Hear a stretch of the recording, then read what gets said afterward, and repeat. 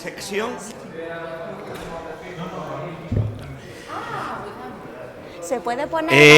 It is really my pleasure to introduce my colleagues. Is coming. It's a pleasure to introduce my colleague Natalia Díaz Rodríguez. She is now associate professor in the University of Granada. She has a long trajectory with PhD in Finland, different postdoc in different countries. The last one was in Paris, and recently, fortunately for us, she decided to come back to Granada because she's from Granada, but she finished the degree and then started studying in Finland and different country. And really, fortunately for us, she decided to come back to Granada, and with a postdoc now, she's associate professor, and she's a specialist in explainability, among other topics, and particularly in neurosymbolic. Now, just recently, she participated in a big European project with 15 million of euros. The support is really a top European project on explainability, particularly on the use of neurosymbolic for explainability in continual learning and general purpose artificial intelligence. And just now, they start the research project with a lot of things, university, company, and so on. And she is the leader of the team of Granada, working in the topic, developing the topic. I did ask her that in collaboration with the people from the project to prepare a presentation about the topic neurosymbolic AI, to introduce the topic and to introduce us the main goals in this fundamental area. Neurosymbolic is fundamental in order to introduce more explainability in any AI system, and really is a big challenge how to implement really and to use neurosymbolic in the AI system. And Natalia will introduce us about that. Thank you very much, Natalia. Thank you. Can you hear me? I think no. Better? Okay, more or less. But it is for the camera, but you need to increase the volume. Okay. Okay, thank you, Paco, for the introduction, and thanks for inviting me to this school. It's great to learn together and share with you my research. So I'm going to talk today about explainability and continual learning in general purpose AI systems. This is within the context of our AI chair with Repsol and University of Modena, Reggio Emilia in Italy. And basically, I'm going to introduce many problems in which I've been working in the past, which nicely fit together to address with the neurosymbolic AI. So, just a brief introduction about my international trajectory. You can see companies with which I work or collaborated with, and I did research with or had industrial contracts with for PhD in my past in Paris, in California, and Finland mainly. I also founded the Continual AI non-profit organization for deep learning enthusiasts in continual learning. If you want to check it, there is a Slack community with which you can share events and resources. And today the talk will be around the context of the AI Act. As you know, the new European regulation puts the human at the center, and we have a series of pillars and requirements for trustworthy AI. You are probably familiar with all of them, but just in case, very brief, fast introduction. You know there is 7 technical requirements based on the 3 pillars for trustworthy AI, which are robustness, lawfulness, and ethics. And it was proposed in April 21. Now it's adopted by European Council in 2024. And we are going to be focusing over 2 main requirements. First, transparency, which contains explainability as one of the dimensions. And later we will focus on technical robustness and safety, because that's what concerns learning continually over time, or lifelong learning. So you know that there is being an avalanche of papers on explainability. You probably already know how important it is. We define let's say the definition of AI focusing on the audience. We thought that this particularization is relevant because there is no explainability if we don't address to whom is the explanation. Yes. So. Okay. There is many taxonomies in the field, and the thing is that all this now to me feels obsolete. It's difficult to use these methods in current AI. Now, if we don't use a foundational model, a general purpose model, if we don't explain those, these methods are very ad hoc for very single purpose models. So even though we have different taxonomies and kind of methods for even attention models, which is the basis of current AI, rule-based, concept-based, graph-based, there is a vast amount of methods. However, it's not straightforward to apply this in current foundational models, right? So this is what I want to talk today. In a way, we are working in a big challenge because it seems somehow impossible, right, to explain such large models. Also because, not only because they are large and we cannot test all these layers at once, but also because we don't know the data with which it was trained. Okay, we know it's the whole web, but we cannot guarantee that a particular image has been used for training or not, right? So these are the main inconveniences why all these methods that used to work nice for small models or more traditional before foundational models now require some kind of adaptation to be tested on large language models and multimodal language models and other kinds of models that have the power, as you know, right? So all these methods need to be integrated there, and we are going to see a bit how is the field in this area. So the problem one I put here, we will have the two main problems, as I said, tackling the two requirements. The first one is the explainability of foundational models. So in the past, we have been addressing this problem in, let's say, more moderate models, not foundational, but can we categorize different kinds of errors when the model is compositional or neural symbolic? What does it mean? That, for me, it means that a model should tell me, I believe that this is a bird because it has a claw, a wing, a beak. All those are attributes, and this leads to the class bird with these weights, right? And that way we can see that the detected parts support the final class, right? So this to me is a crucial step, sometimes obviated or ignored, right? However, one of the problems of this is that you just say 0 or 1 if the part is base or not, right? So I still don't love this approach because I feel it's blind.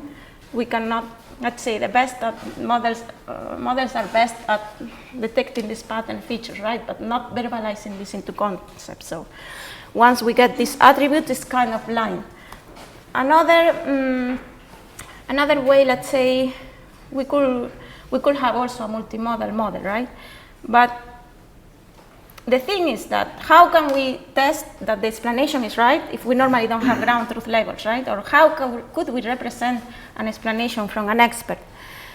Could it be natural language explanation? That's normally the case, no? We go to the doctor and say, why I have this allergy, right?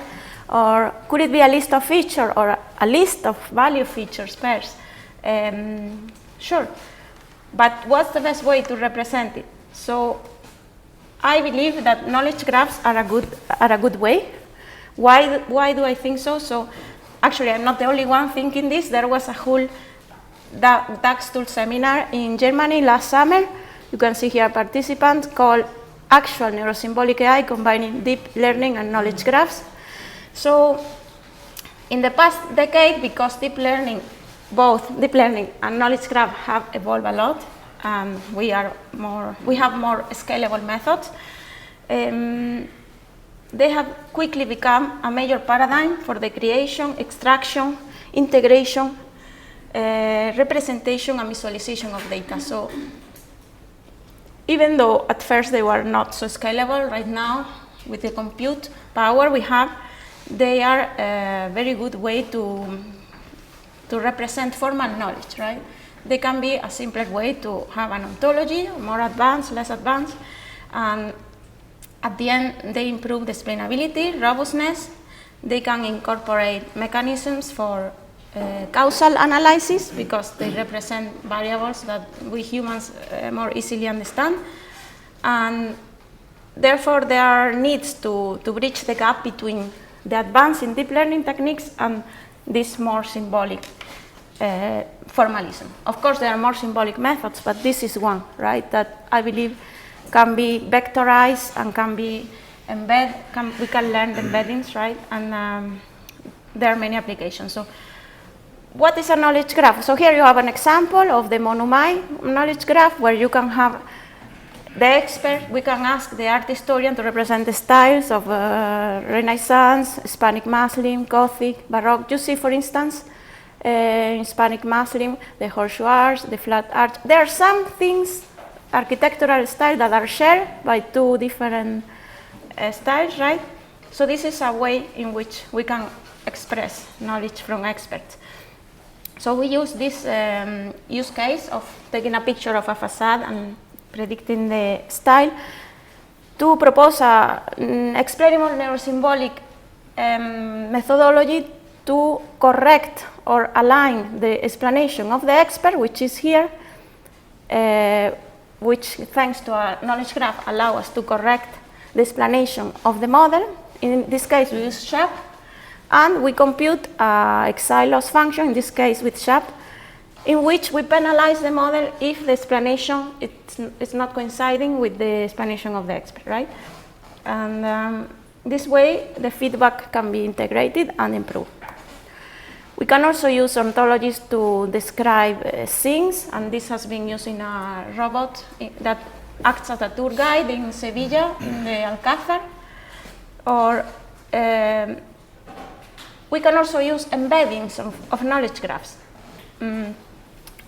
For instance, we know that knowledge graphs are great at learning representations of entities and relations, but normally they are designed for unimodal settings. So we still would like to have like a multimodal, let's say, unique representation like in relational database, that we don't have redundant information, right? Where each node should represent all the concepts in the different realization, text, image, video, maybe audio, no?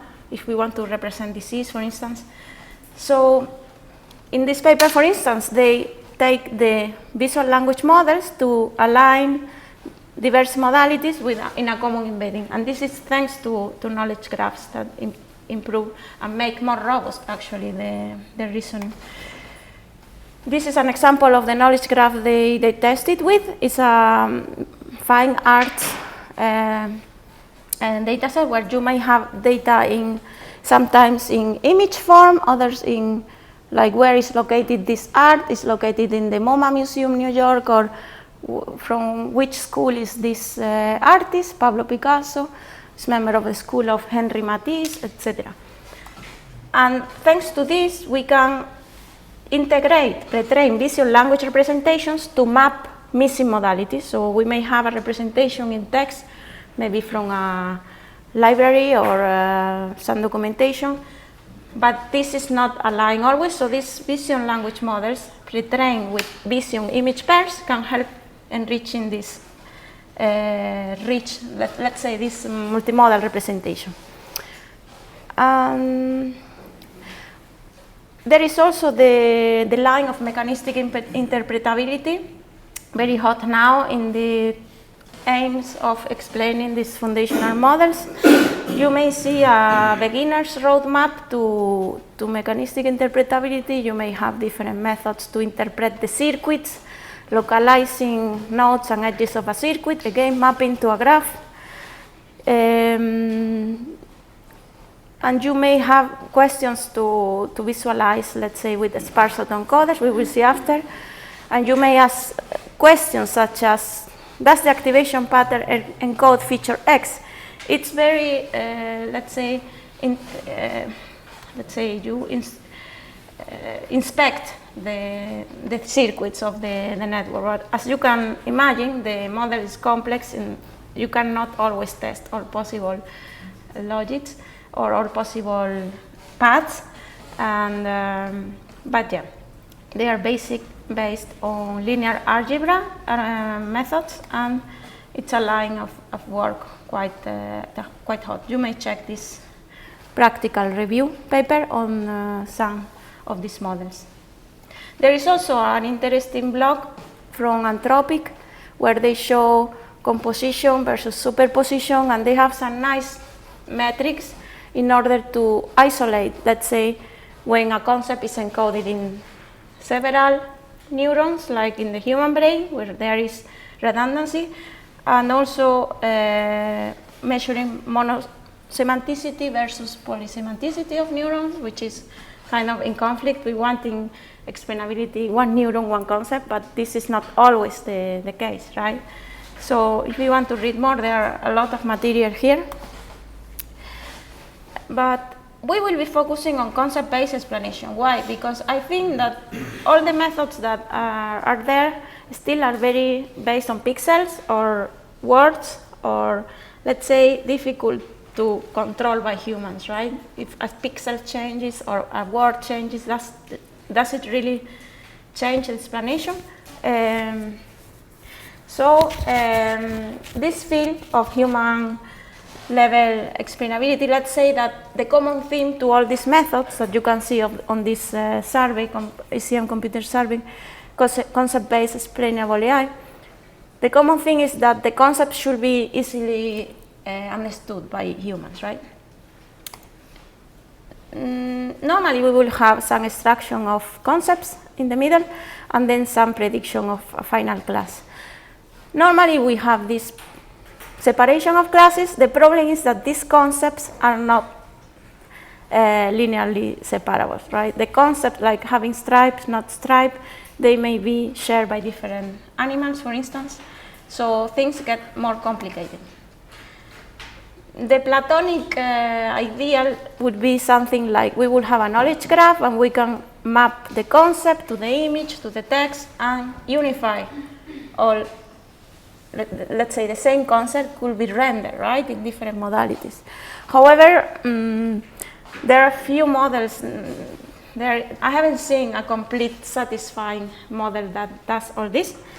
But I think this is a mission worth pursuing because we want to understand as we humans. I tell you a Ferrari, and you in your mind, you can visualize a Ferrari, right? I don't need to show you. So we should be able to render all concepts as humans. So I think knowledge graphs could help. How else can concept be useful? So in this work we showed that cubic, this method can be used to detect in an unsupervised manner, let's say concepts that are biasing your visual language model. You can have linear probe classifiers to isolate one concept from the other, computing the angle of a superclass label and the concept minus the embedding of the label to know the angle encoding this label, and this can point at the closest concepts with the cosine similarity that are biasing that concept. So it's a good way to see if there may be some shortcut learned in your model. And for instance, we could see in a data set where we just separate water birds from land birds, we could find the most biasing models of this. Look, you can see that for the water birds, you have presidential judge, an iceberg, or a cloudy beach. And for the forest, you have all kinds of forest here, but very fine-grained concepts. So we may find actual shortcuts that may be actually betraying our model, right? And making a shortcut easy to explain. Other ways of concept-based explanations. This is what I call, later we'll see, a way of concept emergence. So you have concept bottleneck models, where you have two stages to predict the intermediate concepts that are useful later to classify or to use it for another output. You can have label-free CVMs. These are actually, you ask an LLM to label this concept, because normally you don't have these labels. And sparse autoencoders are also still very useful. They are the opposite. Instead of creating a narrow, let's say, in concept bottlenecks model, this embedding is, let's say, compact, like a bottleneck, while the sparse autoencoders are the opposite. You have very sparse, larger than the input embedding that allows to, let's say, have more isolated concepts. So they are kind of opposite ideas, but the idea at the end is serving interpretability. There are different applications in which you can use it in discriminative or generative tasks, the concept bottleneck models. You can see the article, What's in the Bottle, here. And there are other methods also, like concept activation vectors, concept embedding models, and other models that are really tailored to build the knowledge graph, because normally building the knowledge graph is quite difficult, but you can also predict, let's say, have two entities, two nodes, and based on Wikipedia, DBpedia is the semantic version of Wikipedia, we can pretend we don't know the edge in between two nodes, or we know the edge and one node and predict the other edge. So we can use this pre-training task also to learn associations between concepts or relations, right? There is one problem, even though they are very, very hot, or like kind of one of the state of the art in explainability. In this paper, they show there are many problems also with these models. They are not the panacea, right? So the first one is that they may be very accurate despite irrelevant or random concepts due to concept leakage. This is because LLMs have seen all data in the past. We may not know if they have seen it or not, so they may be cheating. The second problem is the linearity problem, which says that if we overlook nonlinearities here, and we simplify them to, let's say, this, if we ignore these nonlinearities, we reduce the CVMs to linear probes, which loses precision, right, and semantics. So this depends on the training set. Then there is the accuracy gap, that a CVM layer normally leads to accuracy gap with respect to opaque models. And the fourth, let's say, problem that needs to be tackled is that although they are modular by design, the evaluations do not consider different encoders choices, right? So there are many areas to work with. So it's still an interesting area, but they are not perfect. So if you're interested, that paper can help. The main problem with all these models is that they require normally some kind of labels to assure that the concepts you have learned are correct, because normally you may come with some concept, you have to inspect one by one and look, okay, this is the nose of a dog, or this is a part of parts of object, right? But if we cannot name them, it's hard to know what is learning. Also, slot attention models are similar, object-centric, but they are not concept-centric. What does it mean? That they may, you take a picture, you know that one object, another, one poster. In the next picture with a poster, the color assigned to that object will be different. So it's not learning any semantic meaning or association. So it's just in a per sample base. So There is also a lot of inconsistencies. If you train the sparse autoencoders on the same data, they learn different features.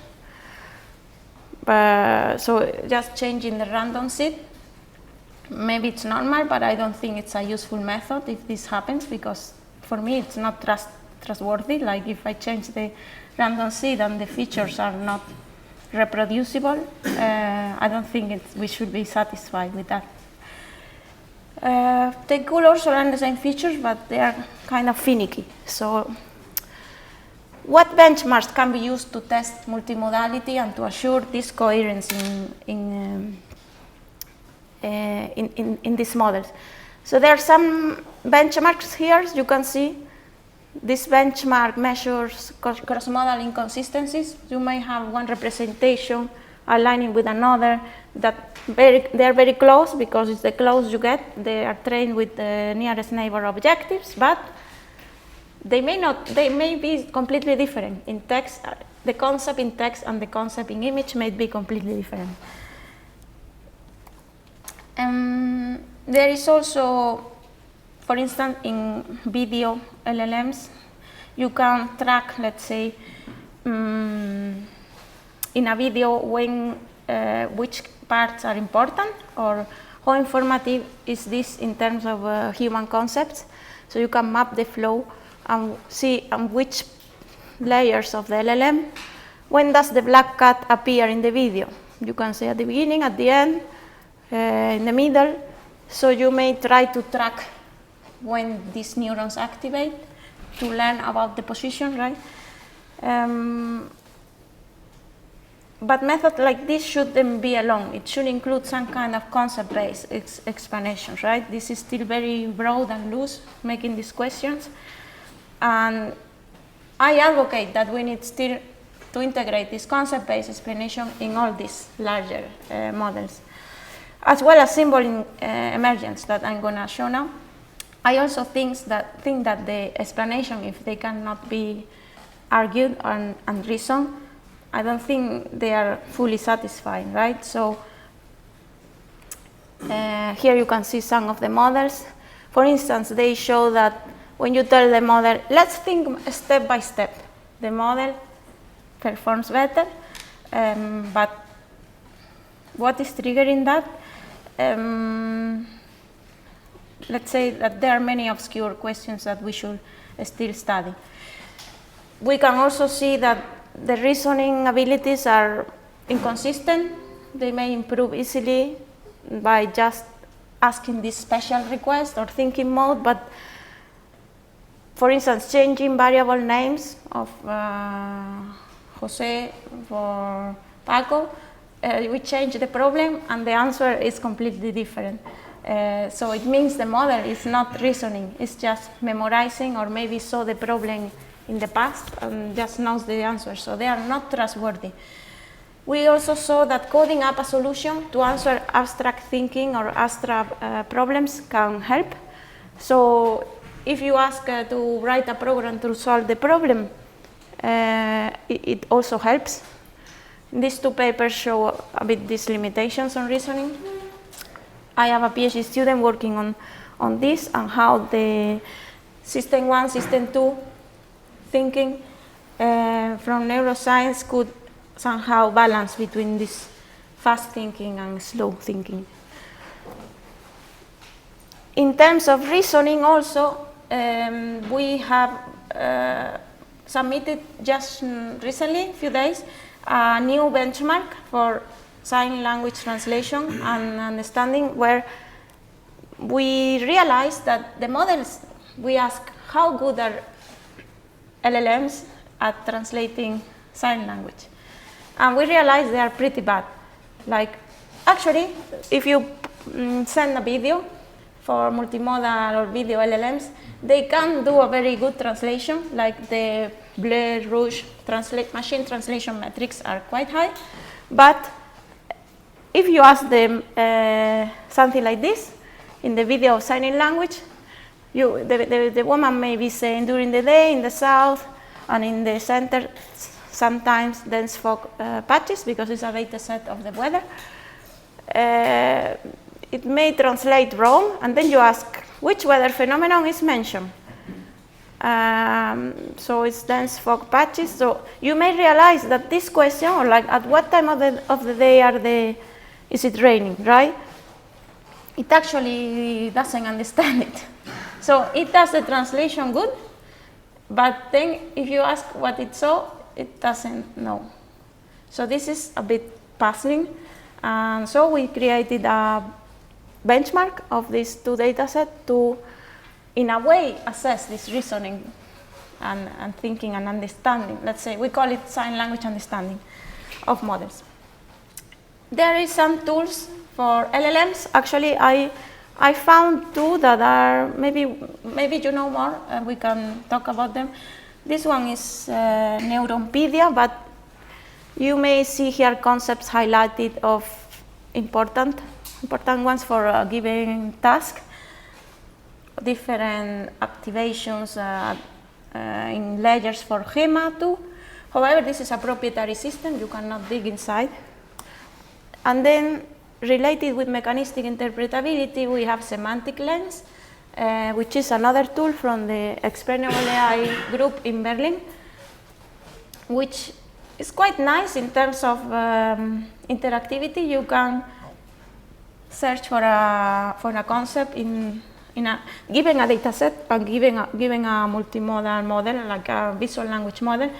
You can see how the concepts are organized by inspecting the data set encodings. If you go into the website, Semantic Lens, you can choose one of these models, like CLIP for chest X-ray, for skin lesions, typographic attack, and gender bias. And what I was surprised to find is that I upload a X-ray image, as you can see here, and it kind of, if in the training time, there is some concepts that were spoken about the image, they are likely you can search for them. But the funny thing is that I see here no finding cardiomegaly, enlarged cardiomegaly. I'm not a radiologist, but I see there a pacemaker, and it's not in the concept. So I'm not sure how this is working. So I'm a bit intrigued. I encourage you also to dig further, and because clearly there is here, if these are the most important concepts, perhaps they have been filtered out as not relevant for the task.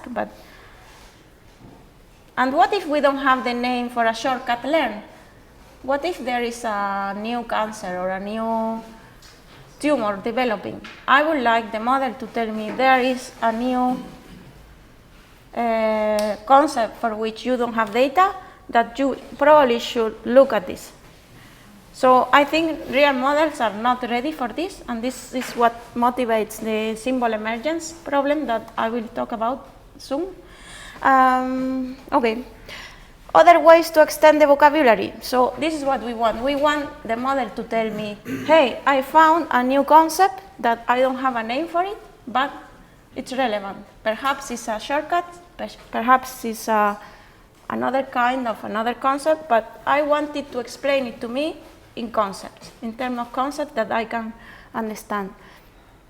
So one way to, let's say, enrich the models that are there, or like we have visual language model, we just got accepted this paper in ICML with David and Roberto, in which we reuse an image encoder where from ImageNet, for instance, very rich but unimodal, and we take the rows of these weights as semantic prototypes. The proposal is that normally these weights are thrown, so we call them weight recycling because they are normally not used, and we use those as those classifier heads that you can see here to as prototypes. So we compare this with the accuracy of a direction-only classifier of the cosine on ImageNet, and we show that the performance is almost the same as using the traditional weights. So we show that this acts as semantic anchors, right? And we also show a metric in which the mutual nearest neighbors here, this metric measures whether the neighbors of a class in one space match the neighbors in another space. In this case, the text embedding space. So we find that the neighbors of a class in the weight space are more similar to its neighbors in the text embedding space than those derived from image representation. So this allows us to use this for post hoc alignment without having to train from scratch a multimodal model, let's say all the image pairs of very concrete fine-grained concepts, which is very costly and only big companies can do.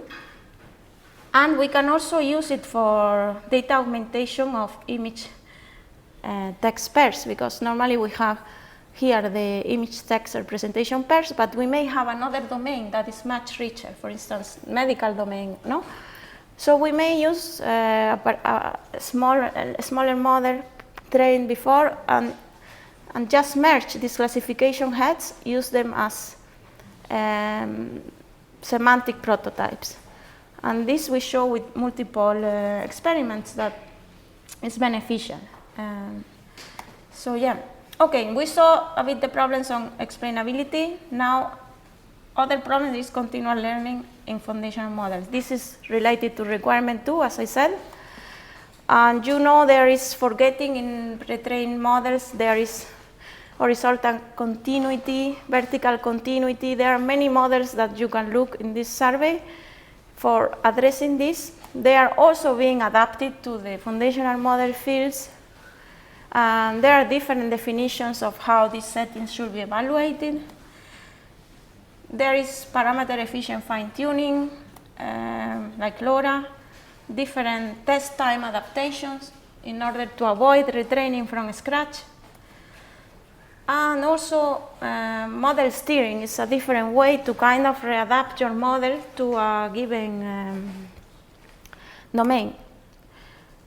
And then the model merging and task arithmetic, which looks like magic a bit, but it's very promising field in which we are also working and helps adapting models without retraining, where you can just combine different fine-tuned models, sum them, and have a model in which you add knowledge, or you can subtract knowledge and forget different concepts that you learn. So if you want to read more, you can read this paper, Editing Models with Task Arithmetic, in which you can do task analogies. So, okay, it's what's the panacea for all this? I don't have a solution, but if I have to bet, I go for DaSCI explainable AI.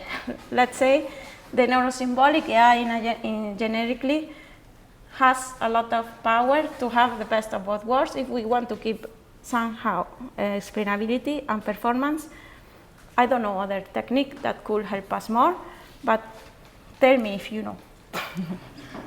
These are papers of the past that we have been doing, but now, how can we do it in today's world, like after GPT era?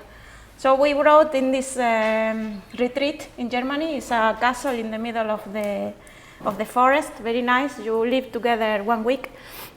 There is nothing to do around, only a hike and get lost in the forest. So we wrote this report that just came online. We need a DaSCI theory. So this paper you can download, it just got online. We list all the challenges of today's neurosymbolic AI. Symbol emergence, small data, neurosymbolic AI, how ontologies can help, cognition and neurosymbolic AI, a more neuroscience perspective, and real-world applications. So I focus mostly on symbol emergence because I think it allows us to explain things that we still don't know, and that's where AI could help us the most, or I feel that we still should learn more. neurosymbolic system, you have learning and reasoning. In a hybrid system, it's not written how you should combine both, but you have both. And each of them will have, of course, the two parts. So you get the best of both worlds. And how to merge them, there is no principal approach. There are many approaches. The aim is to, of course, have the best of connectionist approach or neural approaches and the best of symbolic reasoning with knowledge graphs or logical inference. So the ambition of neurosymbolic system is to find, let's say, properties here that from a mapping of neural and symbolic systems, where P is a procedure that establishes these properties, and S is a let's say, mapping from tasks and domains in which that properties hold.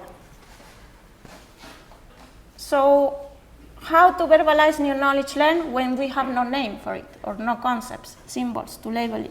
So this is what we frame or call the symbol emergence problem. So you have a symbol, you see a symbol that you have never seen, Apple. It's unknown, a symbol emerges, it's grounded into the internal representation, you create a new node, and then when you see it again, you can recognize. First comes symbol emergence, and then comes symbol grounding. So it's a prerequisite for symbol grounding. So what symbol emergence? It tries to answer the question as to how it's possible for a computer program to use symbols which are not arbitrarily interpretable. Or, let's say, we need to allow agents to arrive at a common vocabulary to communicate, not necessarily intelligible. So, in neurosymbolic system, the symbols are the object wandering at both places. Let's say that Jun Tani, in this work, it talks how this process should be somehow, it's a very complex process, involves social intelligence, different kinds of intelligence, interaction with the environment, and let's say not binding into meaning that we bias them. So it requires a shared world model or theory of mind. You can see about world models, foundations, capabilities, laws, and benchmarks in this paper. Very new. And you can see how at the end reinforcement learning and actual learning is necessary for these behaviors to emerge and let's say symbols, because symbols are not just concept, a static concept. We need also actions in a dynamic world, right? So here you can see different predictors, simulators, evolvers, where all this can be put into place. Okay, this book also talks about this from the robotics perspective, but we need to start finishing. So one problem that I find, we have been working recently with Carmen, it's tackling a bit of both, continual AI and explainability. How? So what if we teach the foundational model, few examples of a new kind of problem? We got exclusive data, exclusive X-rays, and we want to teach the model about it. We know it's very clever, so few examples should be enough, right? So we use in context learning, because we just show a few examples and does not require fine-tuning. However, this paper of Benjo shows that this kind of asking them to elucidate, like chain of thought, it's not explainability. Why? Because it actually shows that mechanistic computation may not follow the actual chain of thought steps. So what they propose is this kind of roadmap to ensure chain of thought causability, error monitoring, and correcting narratives. So these are some ways to fix it, but we take, let's say, a different approach. We ask the model, because we cannot know if how much it knows from before and how much knowledge is using from before is difficult to assess. So what do? We give some examples. It's a question. Yeah. You are discussing about context learning, but really you are discussing the explainability to extract the concept from image. Images, but yeah. Image that they have an evolution along the time. But you are processing now with LLMs the question. You are processing now the image from LLMs, I understand, and you extract the concepts from the image. We have a continual learning because I understand that we have an evolution of the image, a video probably. Then I understand that with a methodology in the topic and with few shots, you are sending, or the model will send a new image to the large language model to extract the evolution of the concept. Yes. I understand correctly? Yes, we don't use videos yet, but we show the LLM. This is a climate, a yellow iris. We only show maximum 5 images in each prompt. We upload them. This is a clematis and yellow iris. What class is this? So we assume that we are adding new knowledge. Of course, it's difficult to prove that it's new knowledge, but we tried with some data sets, and then we say, extract, this is one type of explanation. We ask 5 types of explanation. One is which features you use to classify this new image. So I want to know what concepts are important for LLM to say that this is violet or whatever. Extract only the smallest sufficient set of critical, concrete, observable visual features needed to support the classification. And we give instructions how to format. And it says, it's a clematis. Why? Because it has 5 petals, purple petals, and light color center with multiple stamens. And then we contribute 9 metrics that tell us how good this explanation is. Well, now I understand.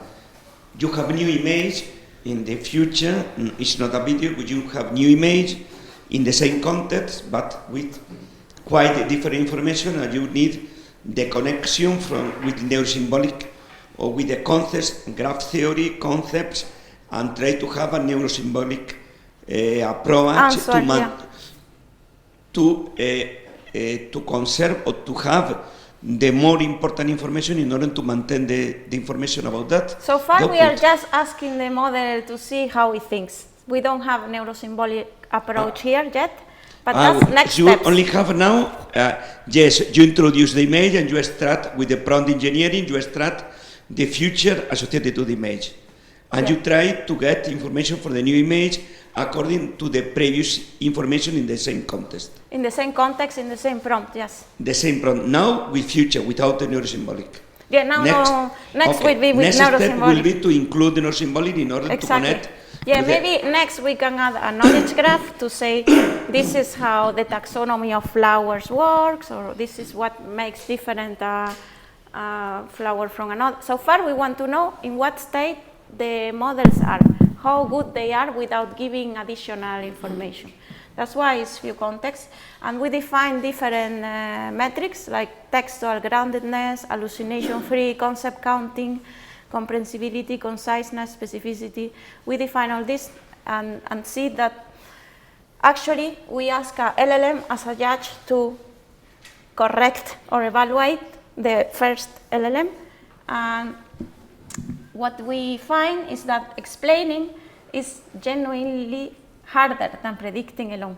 So when we ask them only to classify without explaining, the model is much better. But when we ask them to reason and explain why is this and to formulate the rules, it's not as easy. So we conclude that these models may not be optimized to explain or predicting. So it would be nice if they could be for both, but They lack some specific instruction tuning required for formal machine verifiable explainability. So we just submitted this, but we are working on it. There is also another white paper on the opportunities of neurosymbolic AI in medicine. In this repository you can find it. There is some architectures, and we show for many cases in medicine the knowledge component, the neurosymbolic learning component, and the lessons learned. In most of them, knowledge graphs are having an important role. I let you hear some virtual doctors and genomics, for instance, cases. You can read more if you like. There is also many advantages of and approaches to use ontology engineering tools and LLMs as ontology engineering tools, because building the graph normally is tedious. You don't want to do it by hand, but the LLM can help you a lot, right?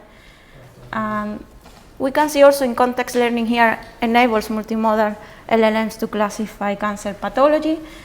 The problem is that because it's normally a nearest neighbor approach, you may not always actually have the closest example. Doesn't mean it's always the answer, right? So what if you have a nearest neighbor that is from another class? So we need to explain this. What if the organ does not fit in a sample? So graphs here are also useful because they connect the same different concepts in the same. If the image is too large to fit it at once, we need to know that they belong to the same organ, in this case the same concept, right? And lastly, I want to talk a bit of this paper we are presenting on Sunday at 8 a.m. in the Congress on low-cost concept-based localized explanation with Darian, my PhD student from Cuba. He's here somewhere, I think.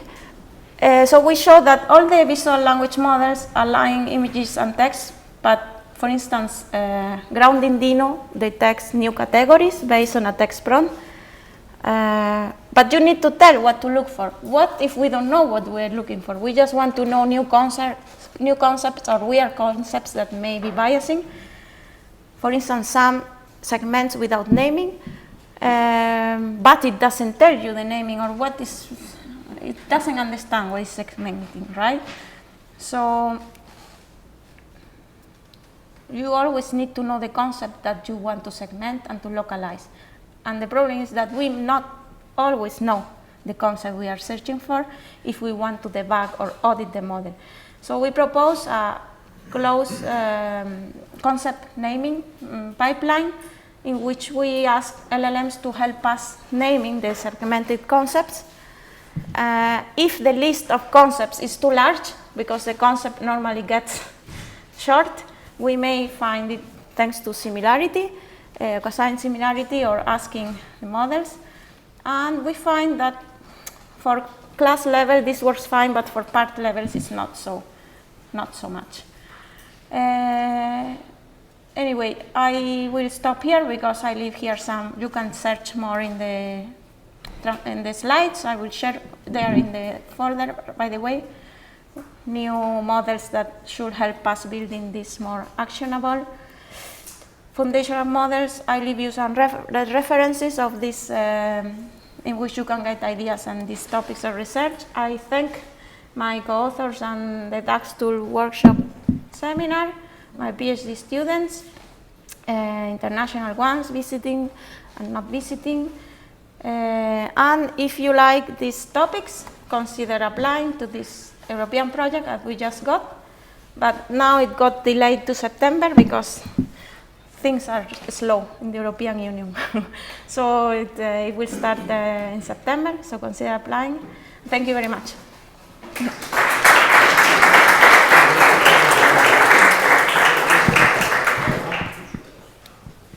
Please, question? Yes. Here, for you.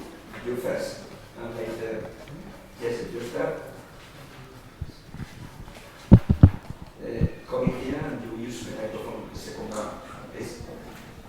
But please go up, and because people need to listen to you, elevate the volume, please. No.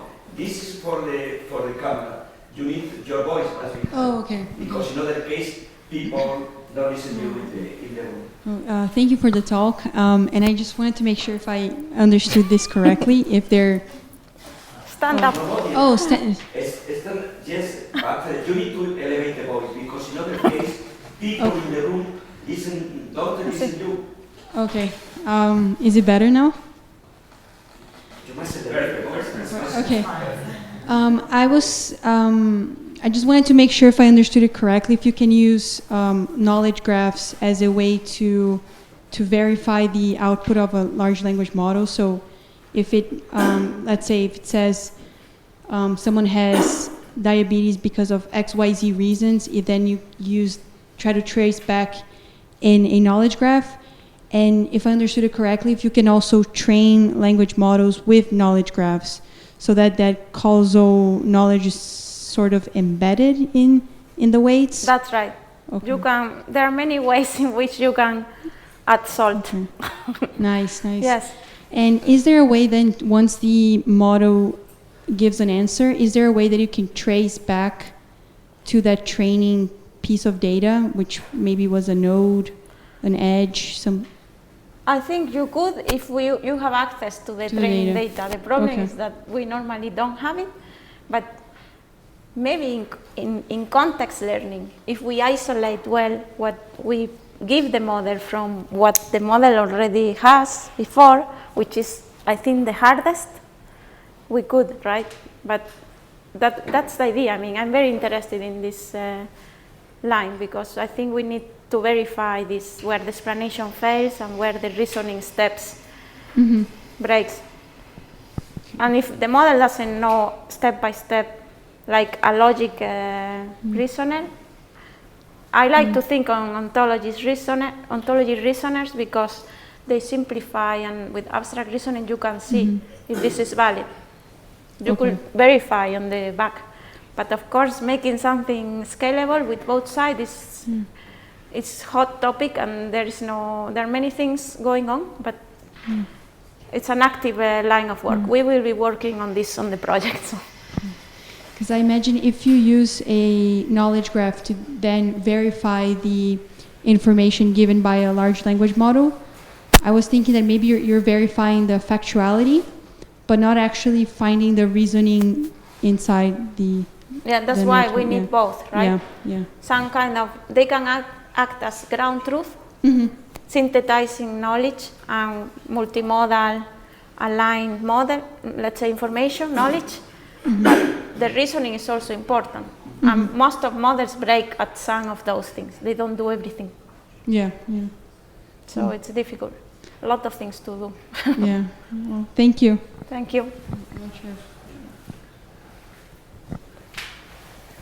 Well, first of all, thank you very much for the talk. It was very interesting as usual, Natalia. I want to first ask in the page 33, if you could go back there.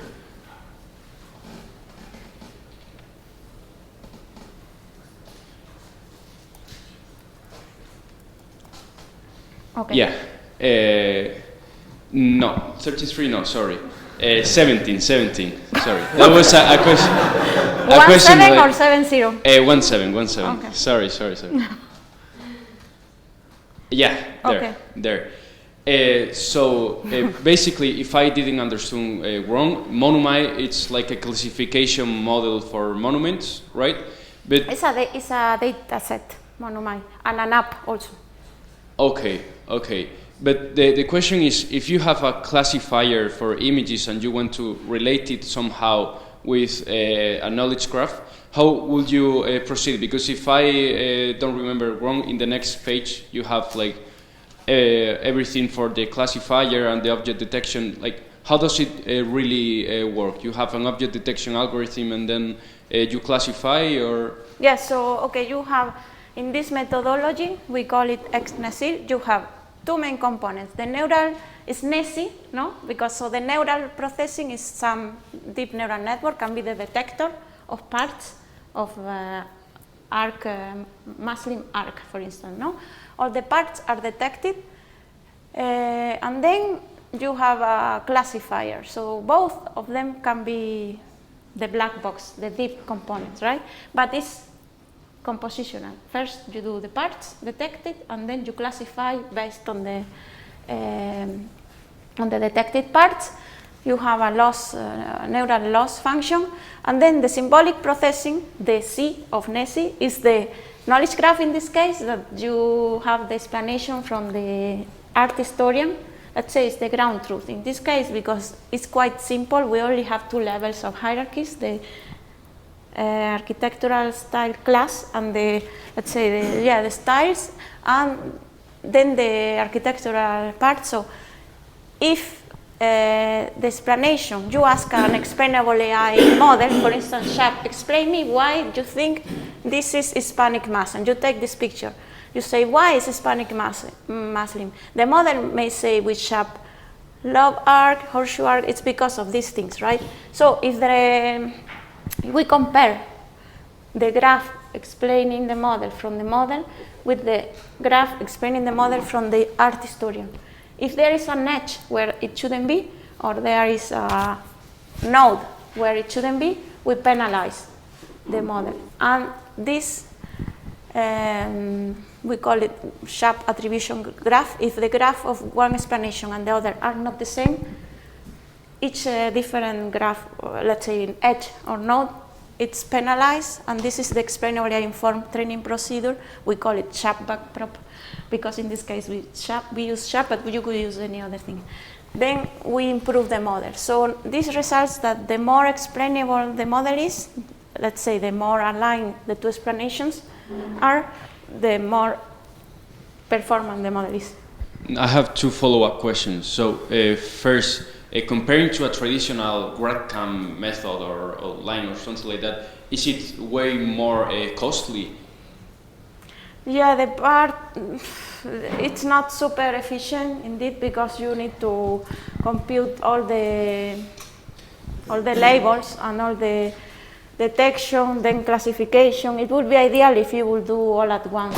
And for each, let's say you need to account if here the graph is small, but if it will be very big, maybe it wouldn't be so easy. So yeah, but the problem is with Sharp, you see the areas, hot areas, but you don't know if they are really the concept that they should be. And also yes. Another question, sorry for no problem. So many questions.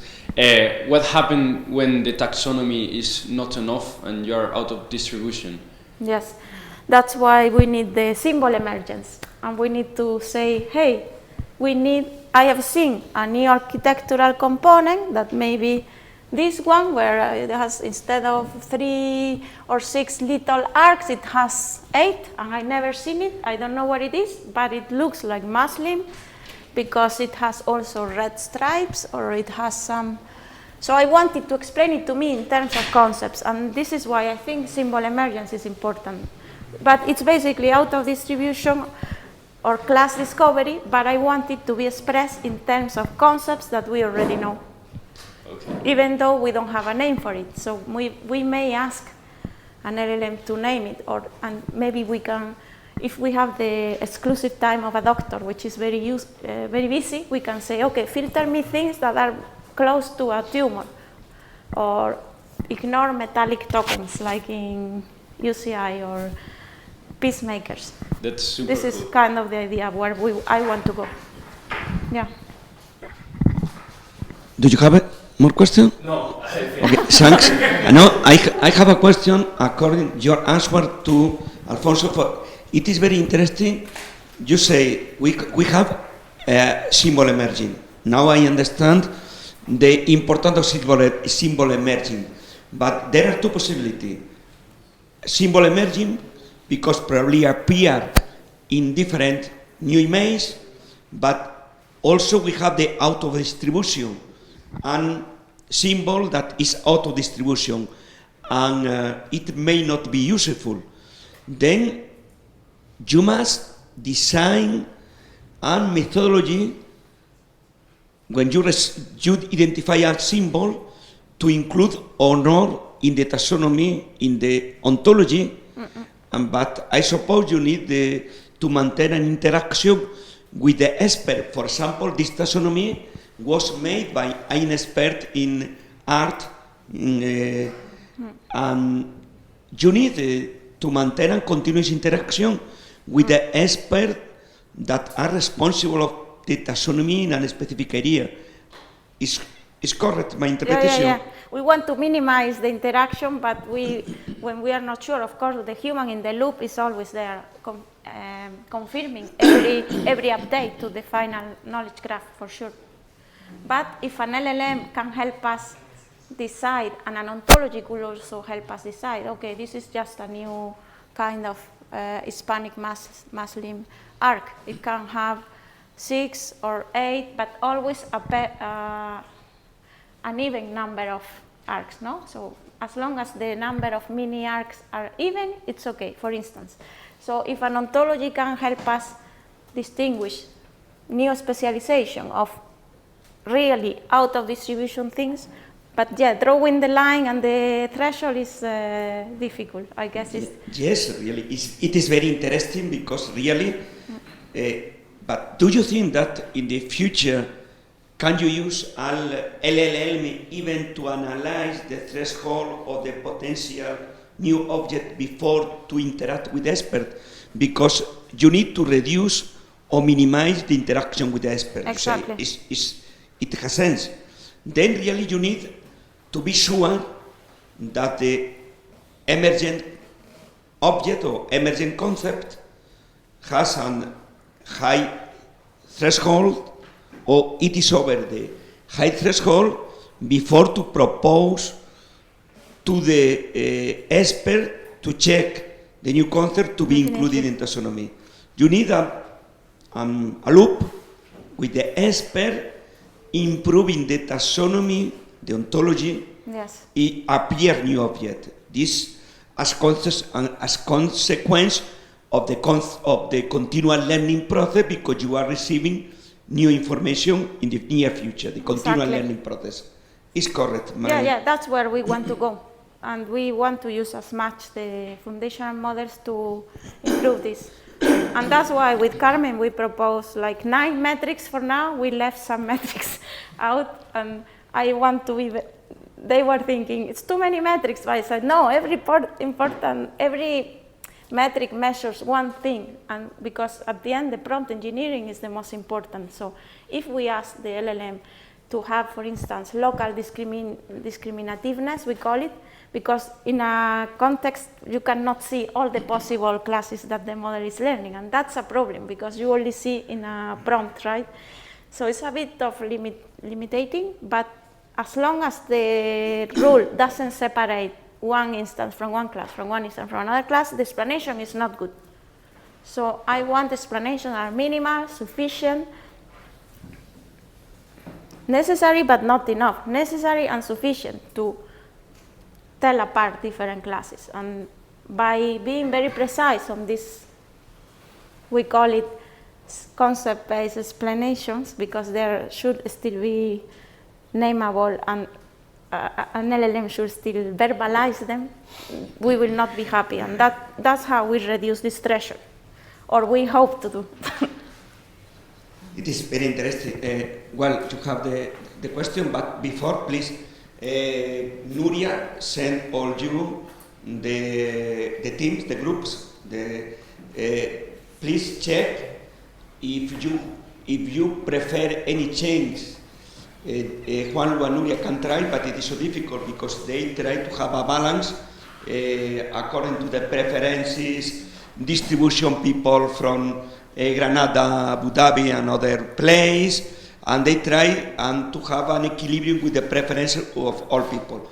3 of you, I don't know if are here in the room, 3 people, I suppose they are not here, have not filled the application, and they include them in 3 groups with the 6 people, 5 with a clear election, and the last one that we don't know what will happen, but the idea is to, and they try to maintain your highest preference with this distribution. I hope all you be happy, but if you have any different preference, you can send to Nuria a message and she can try to move.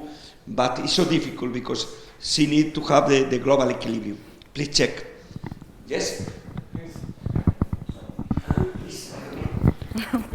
So, thanks for the presentation. A lot of things to think about. Now, for the same slide, I was wondering, which is the difference between the classification performance with and without the additional step? Because in some way, if we add the sharp loss, we are forcing the DNN to think a little like us, but the DNN is designed to think differently from us. Yes, it's very easy that you kind of depart, and when we force them to think and do two tasks at the same time, it was not easy to make it well, but at the end we managed to really surpass even a little bit. But it's not common. I must say that it's not always like that, because at the end there are biases that we are forcing the model, right? And as we see now with LLMs, when we ask only to classify, it does perfect. But when we ask to classify and explain why, it's not as perfect. So this is not a bit puzzling. So it's not always the case. So let's say it's just something we get stubborn to get, but sometimes it might be more precise. But I think it's still needed to pull the tongue to the LLM and say, what are you really looking at? If it's not able to verbalize, in my opinion, I don't trust the LLM yet. Okay, thanks. And the second question is about the final part of the presentation. When you use the LLM to explain why a model took a decision. Okay. I tried some experiments about this, so I don't have a full, let's say, report. But I have a feeling. I would like you to elaborate on this, if you can. So my point is, when I ask the LLM to explain why the class was decided as class 1, the feeling is that the LLM is trying to say that I'm right. So it's like a lawyer, but is a defense lawyer. Okay. This is a feeling about some experiments, so I don't know if you will find the same way. That is very complacent, not to what you want to hear. Yeah. So I'm saying this is margarita, and he will tell me, yes, this is a margarita because this, and this, but it's not highlighting the reasons why it's not a margarita. This is my feeling. Yes, true. Yeah, it's a very good point, the counterfactual explanation. We are aware of this, and this is why I don't use LLMs yet so much. Because I don't trust. I see that it's not. But that's where we want to go. And at the end, there is one metric we didn't use. All these metrics are local because they only look at the examples given in the prompt. But this is why the global is needed, right?